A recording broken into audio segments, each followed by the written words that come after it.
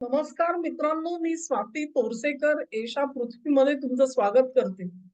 खूप severe cuff and cold आहे, त्याच्यामुळे माझा आवाज तेवढासा स्पष्ट नसेल कदाचित. त्यातही व्हिडिओ करण्याचा प्रयत्न करते आहे, कारण मॅटरही तसंच आहे.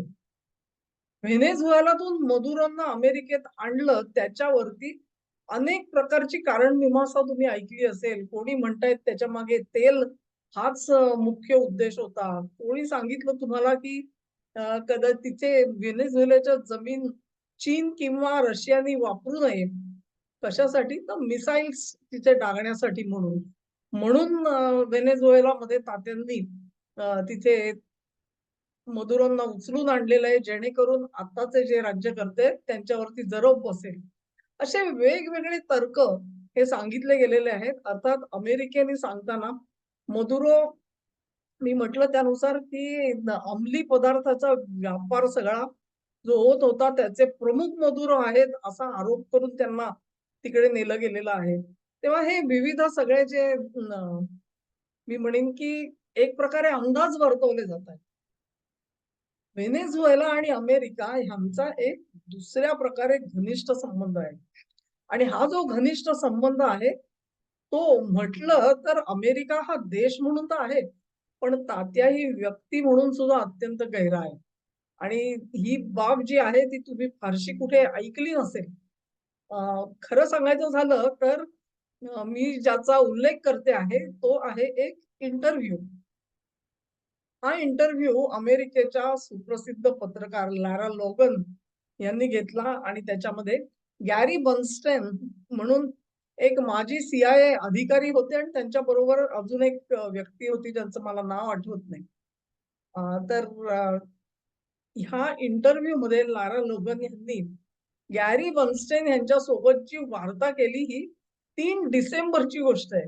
तो व्हिडिओ तर मी बघितलेला होता, पण व्हेनेझुएलावरती कारवाई झाल्यानंतर मला त्या व्हिडिओची अतिशय तीव्रतेने आठवण आली आणि म्हणून त्याचे जे कंटेंट आहे ते कंटेंट फारसे आपल्या भारतामध्ये कोणीही त्याची चर्चा केलेली मला दिसली नाही आणि त्यासाठी हे तुमच्या कानावर घालण्याची गरज आहे. एक प्रकारे तुम्ही म्हणाल की खूप दुरान्वयाने संबंध आहे वगैरे, मला माहिती नाही. पण ज्या प्रकारे यांनी गॅरी बर्नस्टन यांनी ही संपूर्ण केस समजून सांगितली इंटरव्ह्यू मध्ये, तुम्ही सर्च करू शकता लॅरा लोगन आणि गॅरी बर्नस्टन या नावाने तुम्हाला तो इंटरव्ह्यू मिळून जाईल. गॅरी बर्नस्टेन हे एक CIA माजी अधिकारी आहेत.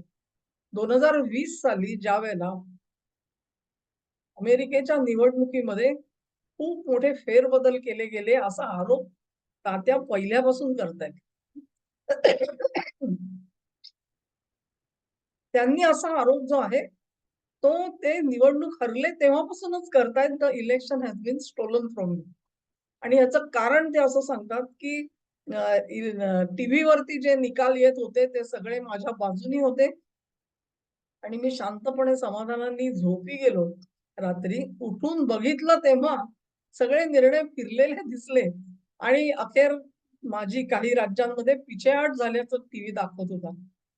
आणि मग त्याच्यामध्ये त्यांनी काही आरोप केले की जी स्विंग स्टेट्स आहेत तिथे मतं फिरवली गेली आणि ही मतं कशी फिरवली गेली, का फिरवली गेली ह्याच्याबाबत त्यांनी कधीही सरेंडर केलं नाही. माझ्या अंदाजाने अमेरिकेच्या इतिहासात पहिल्यांदा असं घडलं असेल की जो मावळता अध्यक्ष आहे त्यांनी खरं म्हणजे सूत्र ही नव्या अध्यक्षाच्या हातामध्ये रीतसर द्यायला हवी असत, परंतु ते यावेळी घडू शकलं नाही.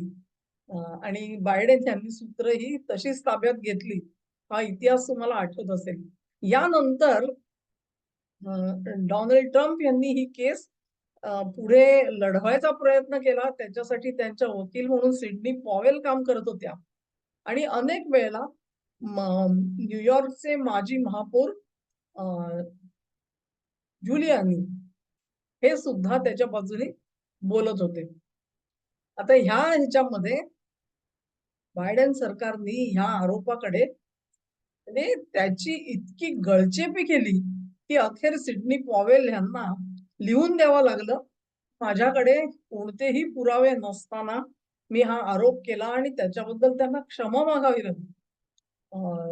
जुलियानी ह्यांची अवस्था सुद्धा अशी केली, की आज जवळपास पक्षाघात असल्यासारखी त्यांची परिस्थिती आहे. म्हणजे शारीरिकरित्या, मानसिकरित्या त्यांचं पूर्ण खच्चीकरण केलं गेलं. जो कोणी असे आरोप करेल, मी तर मध्यंतरी कॅलिफोर्नियाची पण केस ऐकली, की त्या माणसाला तर थेट तुरुंगवासच झाला. इलेक्शन स्टोलन म्हटलं एवढ्यासाठी फक्त. आणि अशी ज्यावेळेला रिप्रेसिव्ह म्हणजे मुस्कटदाबी करणारं सरकार येतं आणि एखाद्या मुद्द्यावरती अशा कारवाया करतो, त्यावेळेला त्याच्याबद्दलचा संशय आधीच गडद होत जातो. आणि हा संशय गडद करणारीच ही मुलाखत लारा लोगन यांनी घेतलेली आहे. त्यामध्ये गॅरी बर्नस्टेन म्हणतात, की आम्हाला मदत करणारं कोणी नव्हतं. तरी देखील मी ही जी हे प्रकरण आहे त्याचा पाठपुरावा करायचा ठरवला. मग आम्ही एक उद्योगपती आहेत, त्यांनी आम्हाला त्याच्यासाठी अर्थसहाय्य देण्याचा प्रयत्न केला. आणि नंतर आम्ही कारण त्यांना कॉम्प्युटर लॅब तयार करावी लागली हे सगळं सिद्ध करण्यासाठी. ती देखील अमेरिकेच्या भूमीच्या बाहेर राहून आणि पॅरलल म्हणजे 2 ठिकाणी लॅब उभी केली गेली आणि हा फ्रॉड कसा केला असेल, त्याचं ते प्रात्यक्षिक आणि त्याची टेस्टिंग करण्यासाठी म्हणून हे सगळं वापरलं गेलं. मग ह्या सगळ्या काळामध्ये फ्लिन यांच्याशी माझा संपर्क झाला. फ्लिनना सुद्धा अशाच प्रकारे तुरुंगात टाकण्यात आलेलं होतं आणि त्यांच्यावरचे सगळे आरोप हे निखालस खोटे असल्याचं ठरलं. फ्लिन बाहेर आले. ही सगळी कथा कशासाठी सांगते ही महत्वाची आहे. तात्यांनी ही लढाई जी आहे ती लढाई लढण्याचा जरूर प्रयत्न केला. पण अखेर त्यांना ही निवडणूक कुठल्या प्रकारच्या भ्रष्टाचारांनी, धोकेबाजीने आपण हरलो हे त्यांना शेवटपर्यंत कदाचित कोर्टामध्ये सिद्ध करता आलं नसेल. पण गॅरी बर्नस्टेन हे त्या मुलाखतीमध्ये असं आपल्याला सांगतात, की आम्ही ज्या वेळेला हे प्रयत्न केले तेव्हा काही गोष्टी उघड झाल्या आणि त्याच्यामध्ये ज्या कंपनीची मशीन्स वापरली गेली त्याचं नाव स्मार्टमॅटिक. स्मार्टमॅटिक कंपनीचा प्रमुख म्हणजे व्हेनेझुएलाचा नागरिक होता. आता किमान कागदोपत्री तरी व्यक्ती व्हेनेझुएलाची नागरिक आहे. तिच्या मागे राहून पडद्याआड जर आणखी कोणी मालक असतील, तर ते आजच्या घडीला गुलदस्त्यामध्ये आहेत. पण निदान कागदोपत्री तरी ह्या कंपनीचा मालक जो आहे किंवा प्रमुख जो आहे तो व्हेनेझुएलाचा नागरिक आहे. ही फार मोठी गोष्ट गॅरी बर्नस्टन यांनी उघड केलेली आहे. तर आता जर का तुम्ही इलेक्शनचं ऑडिट घ्या, असं जर का तुम्ही म्हटलं, तर ऑडिटर जेव्हा जातात तेव्हा त्यांना सांगतात, की ज्या मतपत्रिका होत्या, त्या मतपत्रिका आम्ही स्कॅनिंग करून सिस्टममध्ये टाकलेल्या आहेत आणि त्या तुम्ही टॅली करून बघा पाहिजे तर.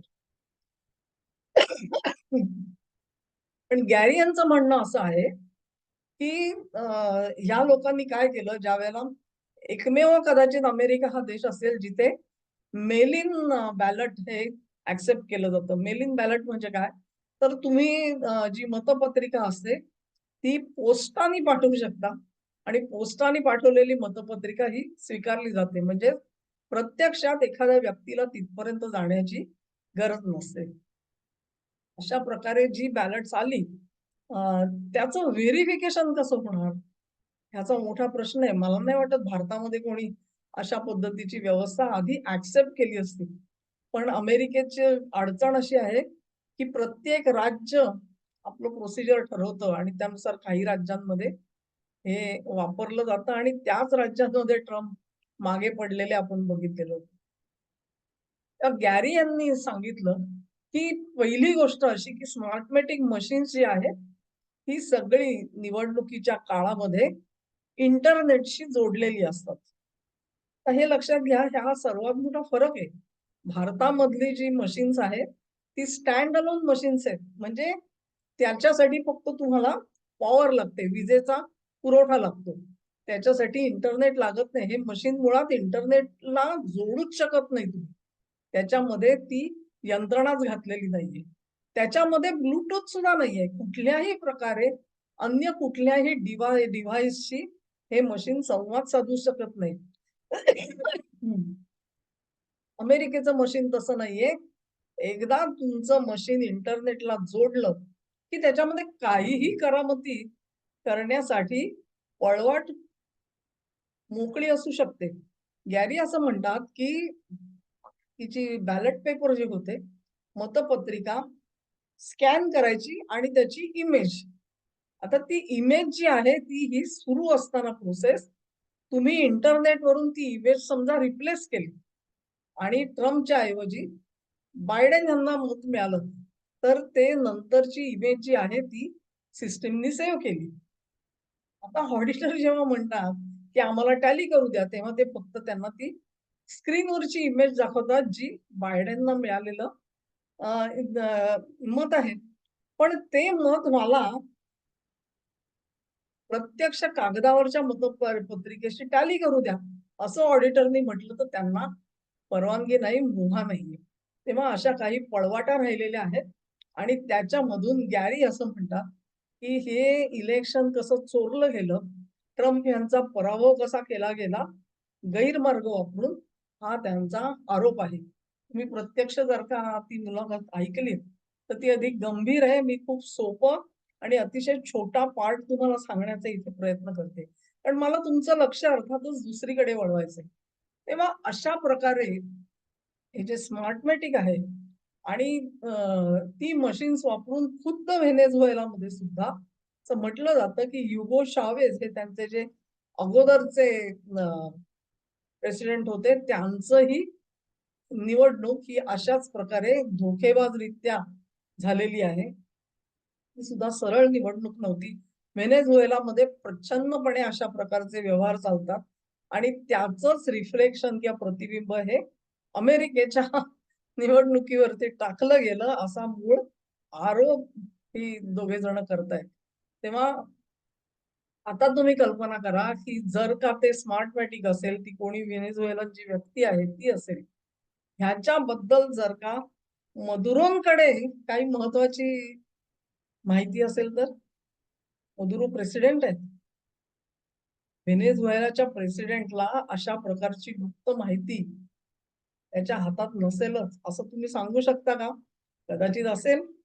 स्मार्टमॅटिक सारखी जी कंपनी आहे, तिनी काय पद्धतीचे गैरमार्ग वापरून अमेरिकेची इलेक्शन सिस्टीम जी आहे, तिच्यामध्ये हस्तक्षेप करण्याचा प्रयत्न केला.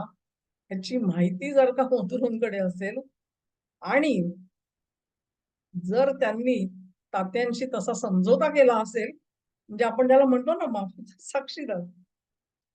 तर माफीचा साक्षीदार मदुरो झाले या केसमध्ये, तर काय होईल कल्पना करा.